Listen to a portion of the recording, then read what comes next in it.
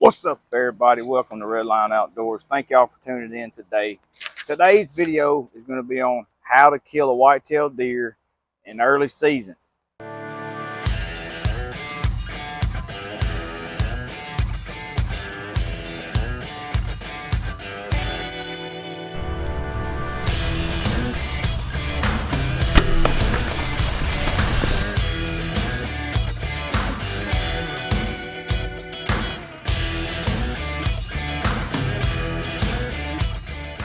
So I'm considering early season anywhere from the time that the season opens up, bow season, in whatever state you live in, up until around the October 20th, 15th, 20th mark. After we hit that mark, we got to change our strategies up a little bit. So I'm going to be covering 3 different methods of killing a whitetail deer for early season. Number 1 is going to be in ag country. Number 2 is going to be hunting over a food source like acorns, fruit, or persimmons, stuff like that, any type of mast. And number 3, I saved it for last because I know it's very controversial. A lot of people don't like doing it, and that is hunting over bait. That's why I saved it for last. So if you don't hunt over bait, you can leave after you hear the first 2. So let's set the scenario. We're headed to the Midwest or anywhere really. The deer are going to be keyed up on mainly green soybeans. So what we're going to want to do is, whether you're on a lease or public land, we want to go out there and glass your soybean field. Whether you have 2 or 3 or whatever you have, or you may have some history with that farm, you want to go out there and glass that field. If you live in state or you don't live far from your field, you can glass for a couple days and see what they do for several days. But if you live out of state like I do, and you don't have any ag country to hunt in the state that you live in, try to devote one evening, if you can, to glassing that field. And if you want to save time, you can set up an observation set. If you don't know what that is, observation set is set up in a tree off to the side where you know you're probably not going to get a shot, but you can see the whole field. You can glass the field. You can see what the deer are doing. And then the next afternoon, you can move in for the kill. But go ahead and be set up just in case one does come by you that you want to shoot. You can take full advantage of that whenever one comes by from your observation set. So early season, I do not hunt. I'm going to say this a few times. I don't hunt over a food source in the mornings in early season, because if you think about it, whenever you walk in there in the mornings, whatever you're hunting over, food source wise, the deer are already in there feeding all night long, and you walk in there in the dark in the morning to go hunting, you're fixing to blow all those deer out. The chances of them coming back for your morning duration sit are very slim. So I do not hunt over food sources in early season. But if you just want to hunt in the mornings in early season, you're going to have to find a trail leading away from the food source, headed back to the bedding area or wherever they're going midday after they get through feeding all night long. And more than likely, the first deer that comes out and heads to bed is going to be the mature deer. Not always, but a lot of times they're going to go back to their beds before daylight or right at daylight, and just kind of poke around and mess around on their way back into the bedding area. So that pretty much covers ag field as far as early season goes. Hunt on the food sources in the evenings. Also in the afternoons, if there's a funnel that leading up to the bedding area, and you know that there's a buck using that funnel to get to the food source, hunt that funnel. I killed one like that October the 28th last year. However, like I said, I've changed in strategies by that time. But anyway, it's the same concept. A lot of times in early season, the deer aren't skittish yet, and those deer, say you're hunting a funnel and there's a hay pasture behind you, they will cross straight through that hay pasture because there's not any pressure on them yet. They don't. All right, y'all, sorry about that. I'm back at it. But like I was saying, these deer can cross through those open fields. They don't necessarily have to use that funnel, but more than likely, if it's a mature deer, he's probably going to use that funnel. Just keep an eye out behind you in the fields if you're hunting that type of scenario. So that pretty much covers it for the for the ag country.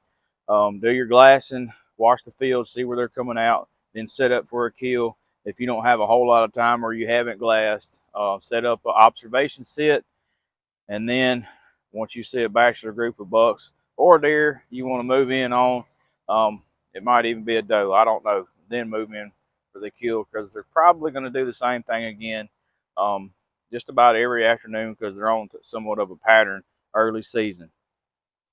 And then also you can use trail cameras in the places that you can use trail cameras, and utilize those as much as possible. However, it is hard to pattern the deer on a field with one or two cameras. It's just hard to know exactly what they're doing with the camera. You need to be there and put your time in and figure out what they're doing, where they're coming out at. All right, that's ag field for you. The second way to kill a deer in early bow season is hunting over some type of mast, whether it's acorns or some type of fruit, a persimmon tree, apple trees, whatever the fruit may be. Um, Now, you want to go out there right now. It is the end of August right now. Just bring you a pair of binoculars and glass those trees. Really take your time and glass those acorn trees, just to see whether or not the acorn trees have acorns on them, whether it's white oak, red oak.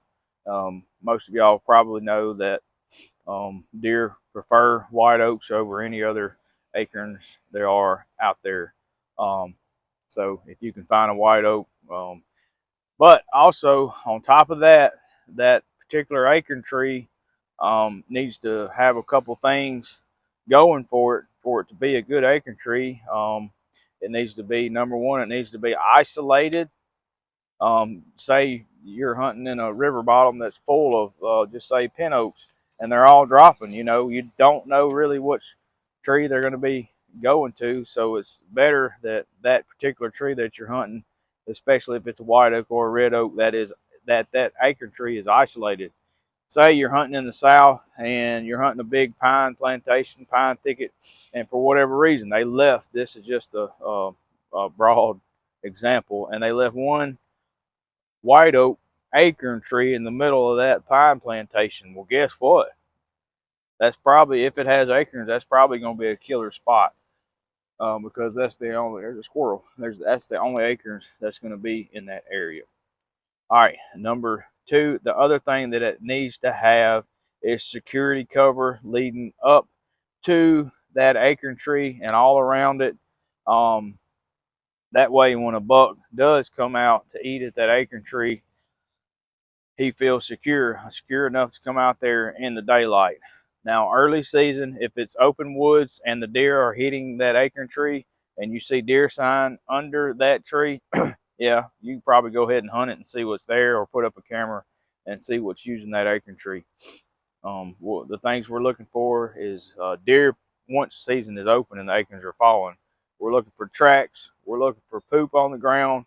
If deer are spending any amount of time under that acorn tree, there's going to be poop, there's going to be tracks, and things like that. A lot of times you'll see where they've been walking around in the leaves, and they've walked on those leaves so many times it turns those leaves to just dust, kind of. If that makes any sense, you'll know that, and you'll also see some signs of deer chewing on the acorns, little leftover pieces that may have fallen out of their mouth while they're chewing on those acorns.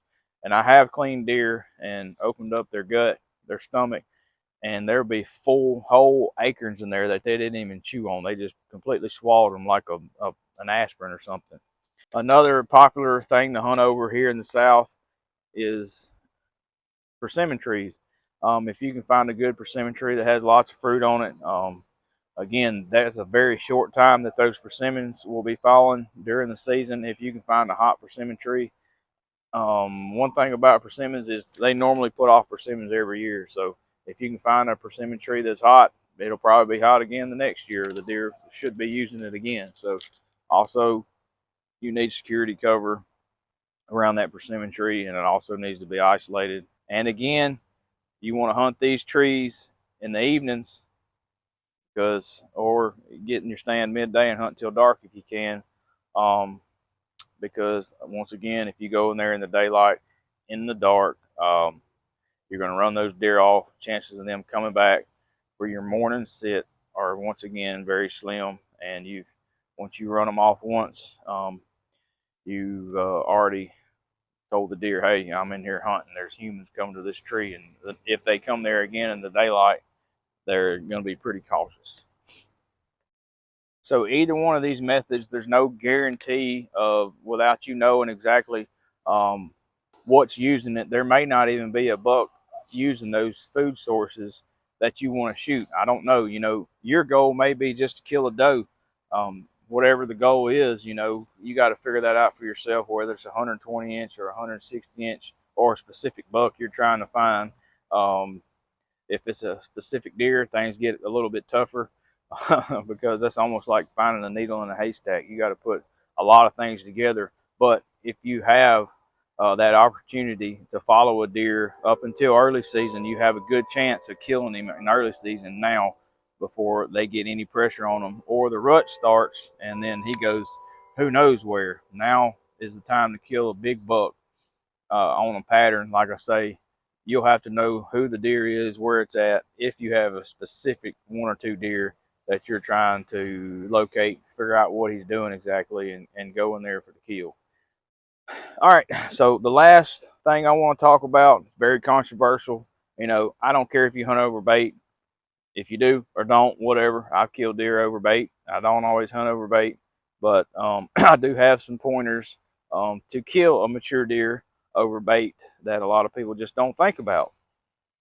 All right, number one, the first thing you got to do is the places that you have permission to hunt. Remember, I don't think there's anywhere in the country that'll allow you to put out bait on public land. So, number one, you have to locate some properties that you want to see if there's a deer on there that you would like to shoot, whether it's a doe or a buck.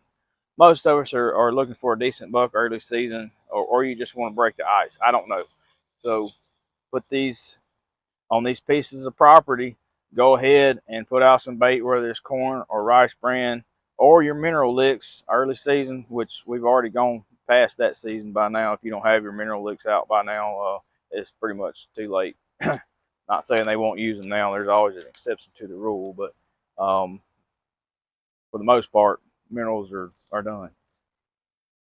All right, so what you want to do is go ahead and put out your rice bran, your corn, and put up a camera and monitor the area and see if there's any bucks there that you want to shoot. Now, if I were you, I would try to get multiple pieces of property to put out cameras and check to see if there's even a shooter buck there that you want to shoot. Now, early season, early season, these bachelor groups, they don't go far from food to bed. They're not going to go far. So if you move a camera on a piece of property 300 yards, you might pick up a bachelor group of bucks that you didn't pick up 300 yards on the other camera. They just may not be traveling that far. So a lot of times in early season, you really have to saturate the area and figure out where that bachelor group is and figure out what he's doing, where he's coming from. If you want to hunting over bait, you really don't have to know all that, other than I think he's coming from here and this is the winds I need to hunt for this stand. All right, so once you locate a buck that you might want to shoot, like right now it's the end of August, I'd go ahead and start locating a deer that you possibly want to shoot. And once you figure out what he likes to eat, some deer like corn, some deer like rice bran, whatever you feed, I don't know. Stick to whatever you are feeding him and just keep it the same. Now, as far as putting out bait, if I had to go in there early morning or early evening, to put out bait, I probably just would skip. I just probably wouldn't even go. But if I did, for whatever reason, have to put out bait early morning or late in the afternoon, I would go in there with a four-wheeler.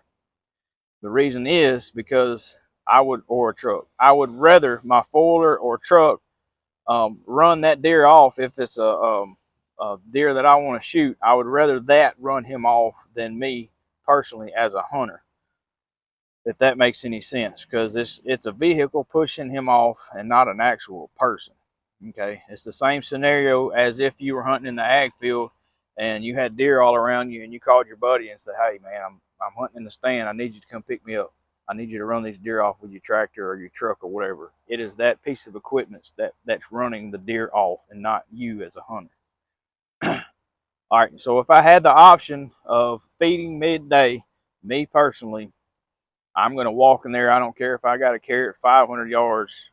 I'm going to go in there midday and put that bait out, and then go back to work and do whatever I got to do. Once I locate a deer, that's what I do. I usually bring a dolly with me and put out 2 sacks of whatever I'm feeding. That way I don't have to go in there so often. And he'll have 100 pounds of feed, and it'll last him a lot longer till the next time that I go back in there to put more out. The less that you're in there, the better. Don't spend no whole lot of time in these areas. Keep your scent down, put the bait out, slip out, and get out of there. A lot of times it depends on your deer herd, where you're hunting, on how deer will even react to you being there or you putting out bait. Here where I hunt, deer pretty skittish in Louisiana. So I got to take every precaution, and it's, let me tell you something, killing a mature deer, mature buck over bait, it's tough. Here where I live, it's pretty tough. Um, if that weren't the case, everybody in Louisiana would have a big buck on their wall, and that is not the case. Most people in Louisiana never kill a wall hanger, a deer over 120 inches in their lifetime. All right, so say you locate a buck, he's coming in there to your bait pile. He's strictly nocturnal. He's all nocturnal. Well, the only thing you can pretty much do is, number one, try to figure out what trail he's coming in to that bait pile, and try to cut him off and catch him in there, going in there before dark. A lot of times you can't do that because we hunt thickets down here in Louisiana, pine thickets. Just depends on where you live. You can try to cut him off. The only other thing that you can do is just wait him out. Don't go in there. Don't hunt. You already know he's nocturnal. Um, Wait on a cool front. When a cool front's coming, go ahead and be watching and waiting, and don't go in there till the cool front is there, and then hunt that stand. You have a decent chance of that deer coming in there in the daylight and getting a shot at that mature buck that has been nocturnal. Once again, don't hunt over bait early season in the mornings. You're going to blow them off walking in there. You're going to blow them off, and the chances of them coming back that morning are very slim. There's always exceptions to the rule. I'm not saying that you can't or he won't come back, but if you blow him off there, chances are slim that he'll come back. If you do just happen to have, I got a hunt opening morning, I'd probably have somebody drop you off with a four-wheeler, have it, just let it idle while you're getting up in the stand, and have them drive off real nonchalant, and just get out of there. And a lot of times those deer will just run off not very far away, and once you get settled in and that four-wheeler leaves, a lot of times they'll come back. So, all right, y'all, that pretty much sums it up. I think I've covered just about everything. I'm sure I left some things out. Again, this is not, it's not a cookie cutter idea. You know, use your hunt sense. Be smart in the woods.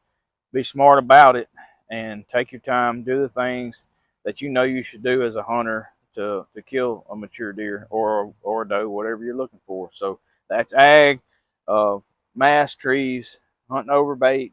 So good luck to you in the early season, and I hope y'all get whatever deer that you're looking for, and I hope this may have put an idea in some of y'all's heads, and I hope it helped you. So make sure you subscribe, like the video. We'll catch you on the next one. Catch y'all later. Bye.